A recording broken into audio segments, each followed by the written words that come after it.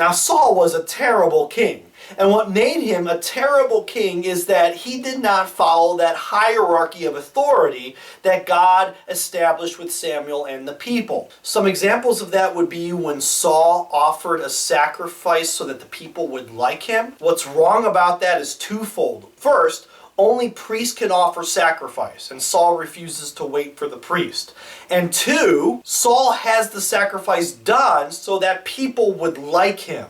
And this is going to be a character flaw in Saul, that he is constantly concerned with his popularity, with his image. And so the prophet Samuel calls Saul out on this. He goes, "How dare you offer a sacrifice? You're just the king. You can't offer sacrifices. You got to be a priest or a prophet in order to do that." Saul's like, "I don't care about that." And secondly, Samuel says, why are you doing this for your own reasons? This is selfish, that you're offering a sacrifice so that people would like you? You're an anointed one of God. Don't you have trust in God? You got to manipulate sacrifices so that people would like you? So right there, we're seeing early on that Saul is putting himself above the law. He does this again when he spares the women, the cattle, and the king of a land that they conquered. This is in violation of the ban, B-A-N. This is the same sin of Achan back in the book of Joshua. Saul's argument is we can ransom the king and get money. We can keep the cattle for ourselves.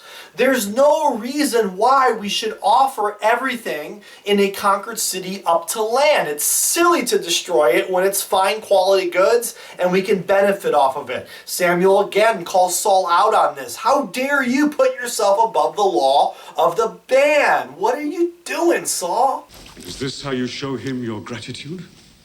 By robbing the Amalekites of their women and cattle and holding their king in chains? The king is to be ransomed. Ransom? Saul, for this you have betrayed your own soul in the sight of God. It's this act with the ban that leads to Samuel being called by God to go out and anoint another. That another, of course, is the shepherd boy of Bethlehem, son of Jesse, King David. Samuel anointed him in my place. David. And Saul becomes very envious of David. Rightfully so.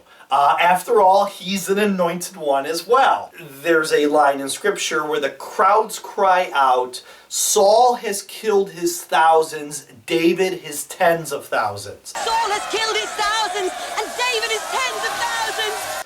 And this is that popularity image issue I just spoke to you about. This infuriates King Saul. And although he gives David his daughter to marry, eventually he turns David into his enemy. He who has fed from my table and now lies with my daughter. He has robbed me of my God, my people, even my children. What else can he take but my crown? David just tries to flee for his life, and Saul is constantly trying to kill him. Saul's not a good king. Saul practically disowns his son Jonathan, who forms a covenant of love with David. But we have a covenant of friendship between us. Saul at the dinner table refers to Jonathan as the son of a perverse, rebellious woman. You know that's not what he said, right? Jonathan is constantly tipping David off of when the father's trying to kill him, so that David can escape. The high priest of Nob, N-O-B, provides safe haven for David during Saul's wrath. Saul retaliates by murdering every single one of the priests. I want these priests killed one by one until their high priest changes his mind. He's killing priests! Servants of God! He's killing servants of God! And ultimately, David has two chances where he can kill Saul, but doesn't, because he respects him. After all, Saul's his father-in-law, and he's a Messiah of God. Saul even goes as far as consulting a medium. He goes in disguise. A medium is like a psychic, which is forbidden in the Torah.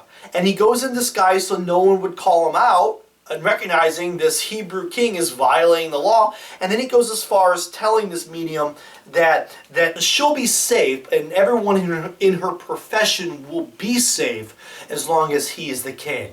Are you mad? You know King Saul of the Israelites has forbidden such practices. I guarantee you will not be punished by this, Saul. So again, putting himself above the law, but maybe even above God himself, because he's not consulting God, he's not praying to God, he's not trusting God, he's seeking out mediums. Why does Saul consult a medium, a psychic? So that he can conjure up the ghost of Samuel. I'm not making this up. Samuel appears and has a conversation with Saul and lets him know again that God has abandoned him. If God has left you, what can I do? The Lord has taken your kingdom, and he intends it for David. Ultimately, Saul's story comes to an end after his sons are killed in battle and Saul falls on his own sword. So all in all, the story of Saul is what not to do if you're a king. Well, if Saul serves as an example of what not to do, it's time we look at a figure who highlights what we ought to do. And that person is David.